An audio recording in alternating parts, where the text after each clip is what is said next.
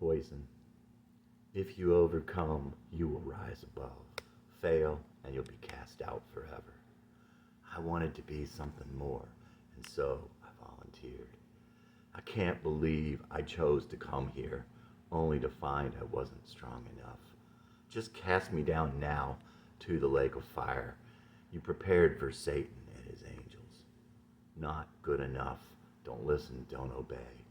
Just like in school, I'm on no one's side, and I'm poison. I'm poison. I don't belong to you. Stay away from me. I'm poison. Don't let me hurt the ones I love. Everything I touch turns to blood. I'm the poison in the midst of the flood. I'm the red streak in the black of the night, one pink flower in a field of blue ones. I carry your death, and I'm poison. Walk straight, hold your head up. How can I, with the weight of all these demons pressing close? Why are they here? Am I so beloved? Do you have something so important for me to do that they would hold me down all these 40 years? Does the poison come from without or within? Have I lost my mind or my soul? Would I find it were I on my knees again? But I'm poison. I don't belong to you. Stay away from me. I'm poison. Don't let me hurt the ones I love. Everything I touch turns to blood. I'm the poison in the midst of the flood. I'm the poison in the midst of the flood. Channing Matthews. I'm drinking again now, he thought. Jesse? Sometimes he felt closer to God when he drank. Maybe it's 'cause he was closer to death. He was driving along, well, drinking and driving, wishing he had a friend, watching and waiting for a friend to play with. Then he figured it out. He never had a friend like Carolyn again. She was the best friend he had ever had. Yeah, he knew they were only 6 years old. Maybe that's what Jesse was looking for all that time. Maybe that's what he was looking for in Carrie. Maybe that's why Channing wanted to find Jesse. He guessed that he didn't want any friends, not the kind he'd had these past years. Anyway, he was sure that he wouldn't have to worry about that after people finding out all the truth. Going back and trying to put everything together, writing these things down, he started to think everyone was right about him. He hadn't thought he was that person. But I am that person they thought I was, he said out loud. He missed his exit and went on down to the inner beltway. He got off at the exit by the mall. When he pulled off there, as he was driving up to the light, he got a feeling that he would get from time to time those days. Sort of like deja vu, but not so mysterious. Have you ever noticed that you don't get deja vu as often as you get older? He knew he had been there before, so many times. He thought, I own this place. This was his town, his place. But he didn't choose it. Did he choose it? Or did it choose him? He didn't choose it, and yet he obviously had. All those years he had wanted to get out. And there he was. And where are you? You who seemed to fit in so well. Now you're gone for good. One night, shortly after that drive, he got into a terrible fight with Rachel. It started when he was yelling at Ashley. Yelling isn't the right word, but he could talk pretty harshly. Rachel wouldn't say anything, even though he knew she'd agree with him about what he was saying, though not how he was saying it. So he just kept getting more fired up. Sometimes he just wanted someone to agree with him. He would feel so out on the limb during those times. He started talking uglier to Rachel as they started to argue about it. Nobody ever talked to me like this before I met you. I never heard anyone talk to anyone else like this. Rachel was in tears and she was angry. Then you're lucky. Well, I'm not lucky anymore. She stormed out of the room. It wasn't good for the kids. Ashley said she thought what he had said to her was fine. Either way, though, he knew he brought all this on his family. He could feel a little suicidal at times like those. He cleaned up the dishes, grabbed the remaining king cobras, still attached to the duck catcher, and went for a drive. Cloud Canyon, of course. He thought, I don't deserve to live. That's really what it comes down to. Channing thought about his weakness and how everyone was stronger than him. So what's that mean? Like I'm not supposed to fight? He tried that once. As David said to him sometimes, how'd that work out for you? A lyric occurred to him out there under the stars. Everyone's warning me a dark night's gonna fall. Well, bring it on, motherfucker. I've seen it all. Yeah, he knew. Pretty. I don't care. I hurt people. I'll hurt you. Pick me up and bleed. I'm the knife you need. Channing thought about his sins, the things he'd done, and for some reason he thought about Rick. Rick tried to maintain a good standard of conduct. He judged people for somewhat petty infractions of the code, but he did try to do the right thing. At that point, Rick had not worked in quite some time, and he didn't have a girlfriend or any family responsibilities. In fact, he didn't belong to anything or have any responsibilities. Early on, Channing told Rick that he shouldn't worry about what people think, and that he thought Rick was just fine. Channing always thought people needed the same things that he needed, and Channing had always felt the pressure of conforming to how people think he should be, so he thought it was with Rick. Channing had tried for a long time to get Rick to follow his own dreams. Channing told Rick not to worry about not having a job, but it seemed that Rick would rather watch television, surf the web, or listen to music than write or pursue any other dreams he might have. Channing thought again about his feelings that God is a lot more interested in what good we do than in what sins we may commit. Maybe I've been telling you exactly the wrong thing. Not doing anything's a sin too, you know. I just lay there, answers just one thing. What the hell are you doing? Rick, what the hell are you doing? What would it take to make it all right? And don't tell me it is all right. Chapter 86. Channing continued to write in his journal. Channing's journal. What am I trying to say? Basically that we are all just pissing in the wind. Solomon said, with all the wisdom in the world, everything is worthless. He kind of summed up Ecclesiastes by saying, seek the Lord in the days of your youth. I would tell you that these are the days of your youth. What he was trying to say is that it is all running through your fingers. No matter what you do, you will be left with nothing. Nothing, no matter how you try to hang on. But so long as you have life, you have something to give. Don't waste it on things that are also dying. You are giving your life for something. Turn around and give it to something better. There is something of worth. Give it all in pursuit of what really matters. That is the only thing to do. Channing remembered another quote from The Big Chill, from that movie's version of Polonius. No one said it was going to be easy. Not to me, they didn't anyway. He also thought of a lyric and recurring theme in Stavesacre's music from their song Reason to Believe. No one ever promised simplicity. It's not supposed to be easy. We are here to overcome something great in the hopes of achieving something greater. One of Channing's favorite songs was by Blue Rodeo. Part of it tells the story of a dream. I had a dream my house was on fire. People laughed while it burned. I tried to run, but my legs were numb. I had to wait till the feeling returned. I don't need a doctor to figure it out. I know what's passing me by. When I look in the mirror, sometimes I see traces of some other guy. Cuddy and Keeler from Till I Am Myself Again. We do have a destiny. Until we are on the path to fulfill our destiny, we are wasting our lives. By all worldly measurements and accounts, Jesse was wasting his life. But Channing came to be not so sure of that. He did not know that until he got back headed in the direction he was meant to go. He was wasting his life, and he thanked God for the pain. It made him feel alive. It reminded him of bigger things, better things. It helped him see his once and future home, if only out of the corner of his eye. He thought it was telling him to turn around. And somewhat that pain was amazingly similar to exuberance, to the joy de vivre he would sometimes experience. Being dead inside is the enemy, not pain. Those last good weeks of fall had come and gone, and now fall had given way to slumber once more. Channing wrote in his journal, Channing's journal, what about Jesse? Did I find what I was looking for? I don't know. I brought him back as best I could. I dug out his old songs, and I'll play them, the old alongside the new. I've got the tapes, and I know how to play those songs. It just didn't seem right to play them for people before. against the current.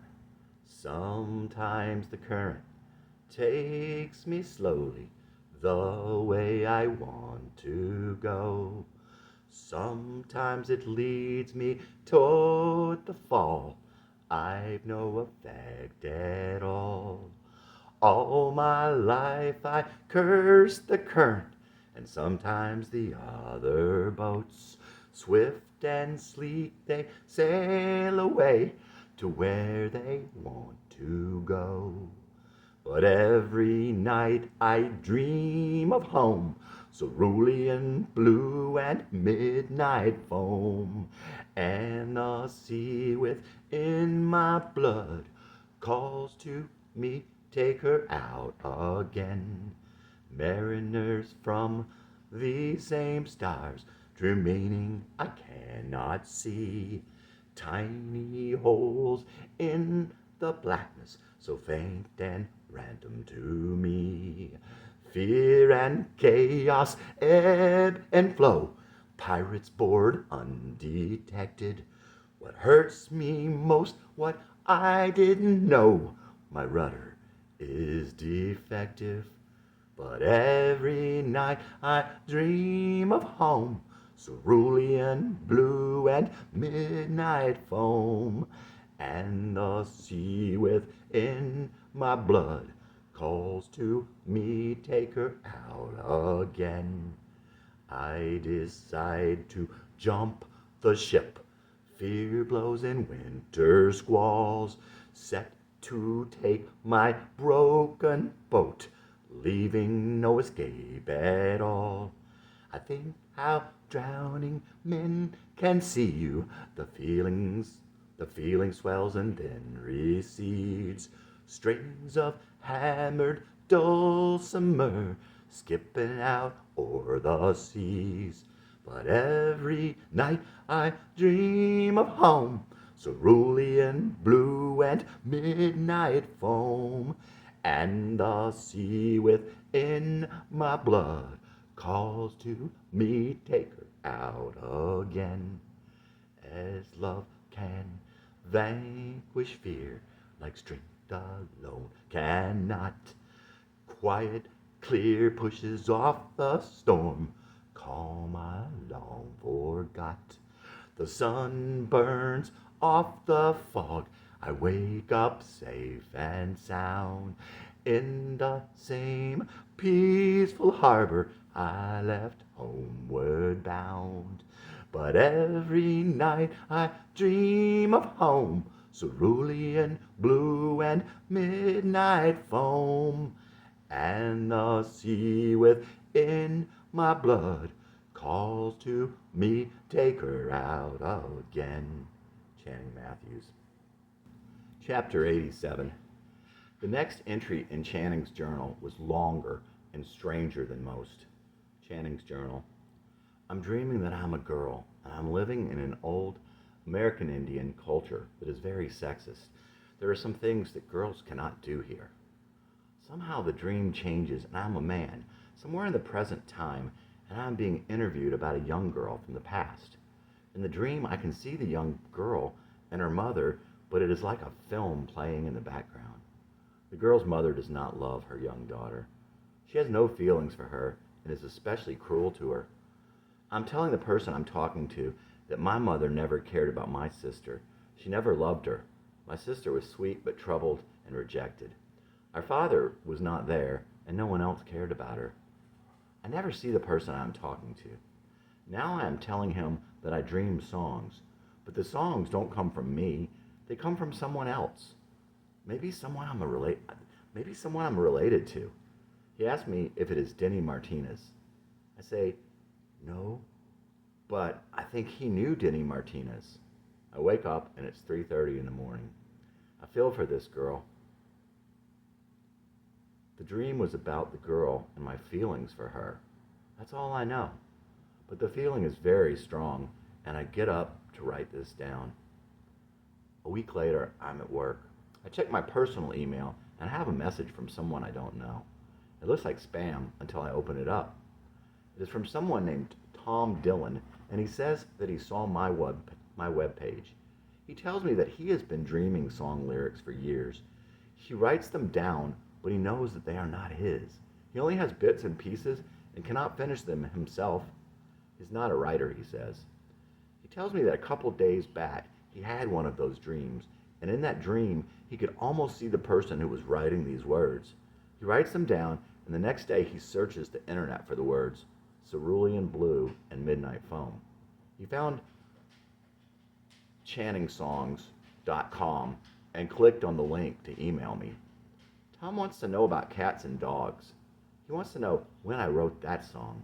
He wants to know what I wrote it about, what it meant, what I was thinking when I wrote it. Hi, Tom. That is just crazy about the song lyrics. I just wrote Against the Current in December. And you've dreamed of other lyrics that match mine? Wow. I sure am glad you didn't dream the whole songs. Cats and dogs, huh? Gosh, I wrote that in 1981. I dreamed I was a cat, literally. I remember being in a small downtown area late at night. Something like you would see in a small town like Murfreesboro, where I was going to school at the time. I remember the streetlights and the shadows. Anyway, I looked out from my shadow, and I saw some dogs. One in particular had me transfixed. I looked in her eyes, warm and brown. I could feel myself change at that moment. And then she saw me. I could see the love in her eyes, but I could also see fear. Fear for me. She was afraid the other dogs would see me, and then they did. In a flash, they were after me. I ran, but I could not forget. I remember in the dream I searched for her everywhere. I remember snow and the sky full of white. I think I remember the dogs coming out from everywhere in fur and teeth and claws. That's all I remember. When I woke up, I jumped out of bed and wrote the lyric. Just as you read it now, every word. Well, that's the story behind that song. Write more. This is wild. Channing. Tom wrote back and told me that his sister had given him a poem when they were little. He still had it. She gave it to him in 1961. It was Cats and Dogs. Word for word, it was the song I had written after dreaming that I was a cat 25 years ago. I don't know what Tom was feeling, but I got chills when I read this email. I emailed Tom and asked him what he thought about it and told him about the hair on the back of my neck. I also thought it was another strange and cool coincidence that his last name was Dillon. I mentioned to Tom that I had just written my journal about someone named Jesse Dillon. A few minutes later, I got an email back from Tom. Derek, please send me a copy of your journal. My sister's name was Jessie. Please overnight it to me if you could. I have to read it. I loved my sister more than anyone else in my whole life. I have missed her every day since she had to move to Tennessee to live with my father. That was in the summer of '61. I never got to see her again. She died the following February on Valentine's Day. I've never dated a girl an entire year in my life. I always break up with them before Valentine's. I just couldn't. I always felt that the words in my dreams came from Jessie, that she was reaching out to me through her dreams, through my dreams, and through her poetry. It seems like you are a link to her. I've been looking for her in the face of every young girl, in every newspaper, in every book, in every song, in everyone's words since they took her from me. Tom. I sent Tom my journal that afternoon. I included a note with my cell phone number. A couple days later, my phone rang. It said Massachusetts on the caller ID. Derek, it's Tom Dillon. Hi, Tom. Derek, I want to come see you in person. I want to meet you, and I want to tell you about my sister. I want to come to Tennessee. I should have come years before. Okay, let me know when and we'll get together. I want to tell you her story. She was just like Jessie. Tell me something. Did you really see some young boy in Cloud Canyon? Yes, I did. How did you know it was a boy you saw up there? Well, he walked right up to me. I could tell he was maybe 10 or 11. Yes, but how did you know it was a boy? How do you know it wasn't a girl? Well, I don't know. He looked like a boy, kind of dirty and disheveled, boy clothes. I don't know. You wrote that he looked like a lost puppy dog. Jessie always had that look, and she dressed like a boy. She didn't learn girl things from our mother. Well, he had on that shirt I had from my last summer there. Jessie used to wear a Rockland Community School shirt. She didn't have a lot of clothes, and I think that was her favorite shirt. I know she would have worn it all the time in Tennessee. It would have reminded her of home. Tom was coming down in a week. In the meantime, I decided I would return to the mountain. But this time, I couldn't bring David. I couldn't even have Rick drop me off. I had to go alone. I wore a hoodie and my earmuffs and gloves. It was a cold, late January day, but I don't usually wear a coat. As I drove up there, I didn't even play any music, mine or anyone else's. I couldn't stop thinking of the girl Jessie. And I thought about Tom and my journal and my life and how maybe I should give my earmuffs to Jesse if he was up there. I parked about a half mile away, jumped out of the car, and started walking back toward the mountain. When I got to the little path, I climbed it hurriedly. I felt like there was a clock ticking. No, that's not it. I felt anxious, excited, like I wanted to hurry up and open a present, or like I wanted to find out a mystery. My heart was beating hurriedly. There was a good rush in my chest and in my throat. At the clearing on top, all was calm and clear, but it seemed expectant. I walked to the edge, of course, but without circumstance and perfunctorily. I looked across and down and turned back toward the path leading away from the overlook. I quickly made my way down the path, climbing over the fallen logs and making my way to the same place I stopped that last time. Again, I scanned the far side of the road, into the woods and down the stream.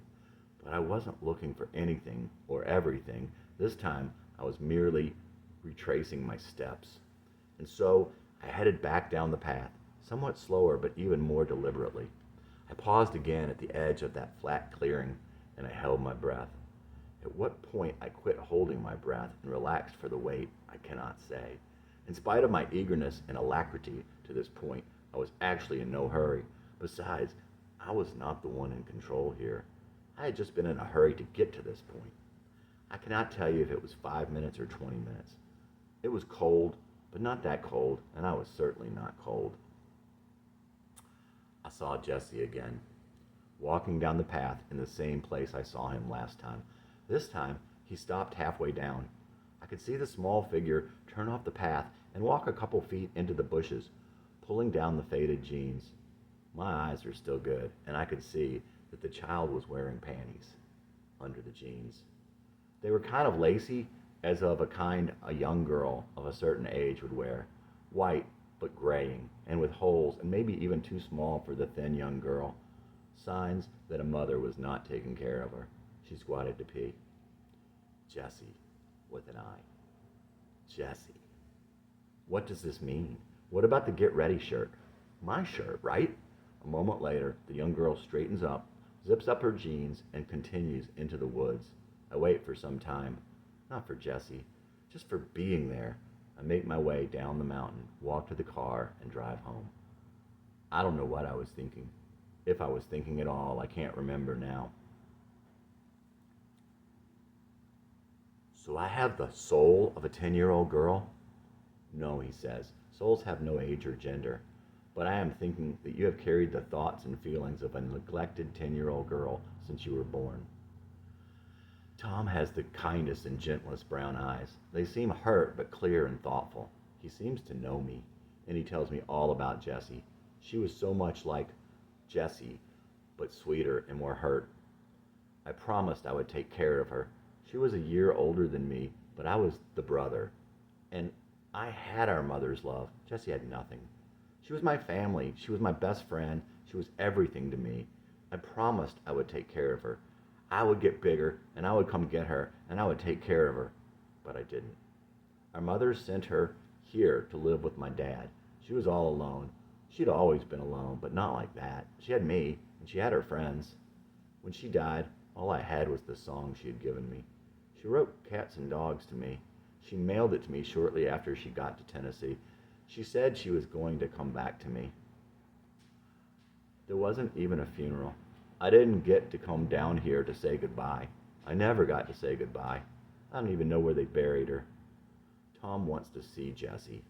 I agree to take him out to Cloud Canyon the next day. That night, I wondered, what am I supposed to do with this? How could I best make it okay for Jessie? What does God have in mind? So it's this girl I never knew, this young girl who died before I was born.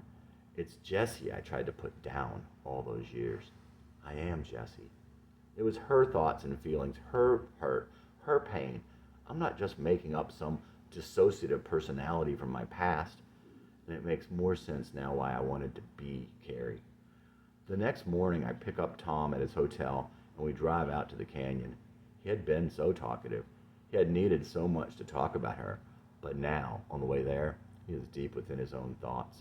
He takes in the road and the woods and the stream as if trying to memorize the way back. No, it is more like he is trying to figure something out. I park the car off the road, and we walk back to the mountain. As we get out of the car, Tom finally speaks. You don't need me. That doesn't make any sense, but I don't make too much of it either. We walk up the path, not as quickly as I last did. There feels like some sort of finality about this hike. Tom takes his time at the edge. He surveys the whole area. He wanders slowly up the path past the clearing, more taking it all in than looking for Jessie. We get to the place I had last stopped and stay for some time. Where do we go from here? Both times, I walked back to the edge of the clearing and waited, facing back down the path. We walk back. Tom seems preoccupied, determined, not of this world. We wait. This time, I know it is a long time, an hour, maybe an hour and a half. I see her far down the path. Tom is not looking, but as I start to motion, he has already turned. She stops again on the path. This time she stays far down the path for a long time. After perhaps 10 minutes, she resumes her walk and approaches us, slower than any time before. Tom doesn't speak. I want to say something but cannot. It is obvious that Jessie is a young girl. Why didn't I see that before? She's wearing the same clothes, but now I can see the shirt only says Rockland Community Schools. It doesn't say, get ready. I'm cold and lonely, but it's okay. Do you want my earmuffs? No, I'm looking for someone. Have you seen him? Didn't I see you here before? Yes, I talked to you before. Who are you looking for? Someone from long ago. I don't think he knows I am here. He said he would come find me. I'm going to keep looking. She turns, and neither of us tries to stop her. After Jessie leaves, Tom turns and walks to the overlook. He stares across the ravine for a very long time. I look back to where she disappeared back down the path. After a while, I turn around and Tom is gone. I call. Nothing. I wait till I am frozen. This day has become unsettling. Reluctantly, I head back down the side of the mountain. As I get to the bottom, I see Tom at the base. He had jumped off the ledge. I walk calmly over to his body. Tom is dead. He went to take care of her. I can now say that I have checked the pockets of a dead man and stole his most valuable possession. I know I'll not see Jessie again, but it comforts me some to stare at the childlike handwriting and the ancient creases in the paper she once touched. My duty is to make sure he is buried next to her. I cannot locate any relatives, so I set out to make the arrangements myself. I find the cemetery relatively easily after sending a request to the Tennessee Department of Vital Statistics. It is somewhat harder finding the grave, but it is with foreboding I begin searching the overgrown cemetery, and I desire the extra time anyway. The marker is small and cheap, of course, and I am still startled when I see it, and I read the name and the rest of the inscription. Jessie Dillon. March 15, 1951, February 14, 1962.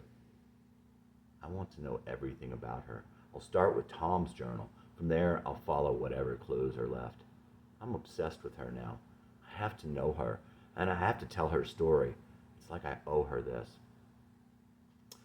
Channing's friend Jill was one of the first to read his journal before Tom called him. She asked him, "So do you feel better now?" She wanted to know if the confusion in his head had abated. No, he had started to tell her, I've just felt weird. In fact, I've felt weird ever since I started the journal some months back. But now it all made sense. Jessie is the one Channing has been searching for. She is what he had been searching for all along. She is the one he had been searching for all his life. But he couldn't stop there either.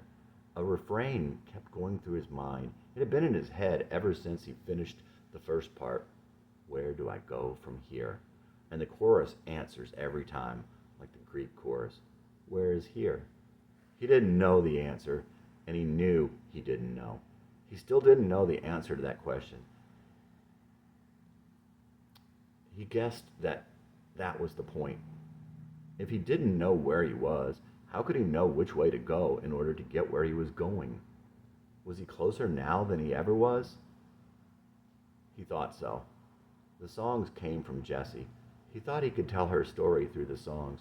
That's how he could tell her story. Only he could tell her story. He guessed that was the point of all of this. That's the reason God made him this way. The songs. It was always about the songs, and it was still about the songs. There comes a time in every man's life to meet the purpose for which he was created. That moment is pivotal. It turns on our response, and our whole lives hang in the balance. That moment doesn't care if you are ADHD. It doesn't care if you don't have a pretty face. It doesn't care if you have been a failure and a fool about many things. It comes but once in the life of every man. Most turn their heads and let it slip away. Everything that went before led up to this. All his failures served to prepare him. He didn't intend to stand idly by as his life's hope was stillborn, and he didn't intend to walk away from his purpose in fear or indifference. There comes a time in every man's life to meet the moment he was made for. Let God lead and history be the judge, he thought. Truth told, now that I have told you all the truth I've known, tell me how I can atone. Who will be the one who gets to pick my penance? Would you hold the rope, or the one who holds me sinless? My greatest crime, aloneness, my brokenness, my hope. I didn't mean to do them wrong. It's not like I can't hear, but I can't always come running at the sound of every fear. Pain is not the enemy, but tell me, is it fear? Pain is not the enemy, could he make it any clearer? Would you be the one to stay and hear my side? Would you hold the rope when my feet beneath me slide? My greatest strength, aloneness, my crime I never cried. Now that I have told you all the truth I've known, tell me how I can atone. Channing Matthews. It's all about the myths you choose to believe, and it's all about the patterns we refuse to repudiate. Do not believe nor disbelieve any narrator. There is no truth save one. Long after dark, the car dimmed its lights and pulled into the gravel on the side of the deserted road. The young man turned off the engine and cut the lights. The moonlight danced on the water down the canyon between the trees. Two hushed voices echoing against the mountain could be heard above the rustle of the night wind through the trees. They pulled out the sleeping bag and the beer and began walking back up the road toward Mystic Ridge. In awed tones, he began telling the young girl the legend of Cloud Canyon. They were like fire and water, and their love was a stormy one. When they first met, she was only 17.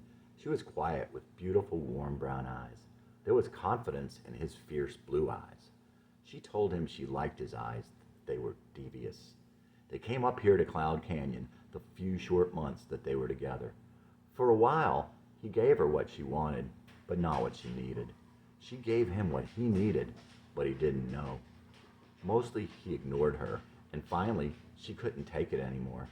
When she broke it off, he was scared for her. He thought of her like a little sister, but as time went on, and she wouldn't answer his phone calls, he became more and more obsessed with her. Fate brought them together a couple more times, and he realized he had fallen in love with her.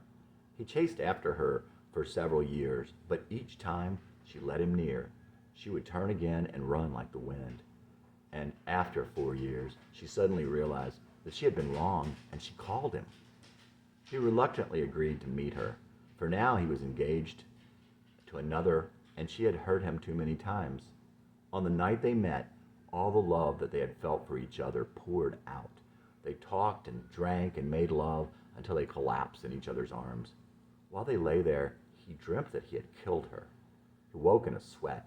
She was looking at him with love and with sorrow in her eyes.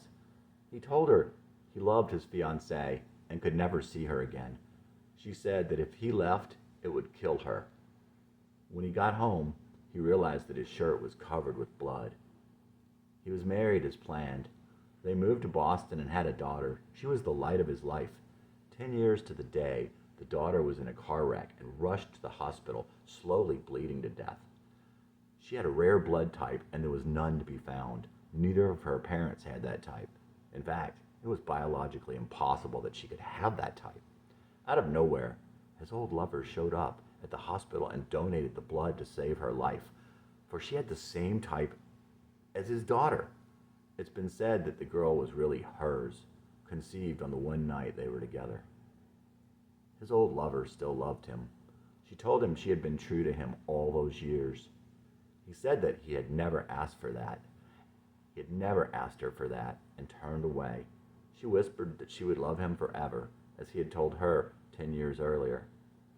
She bled to death that night of a knife wound in her chest, a knife wound that was 10 years old.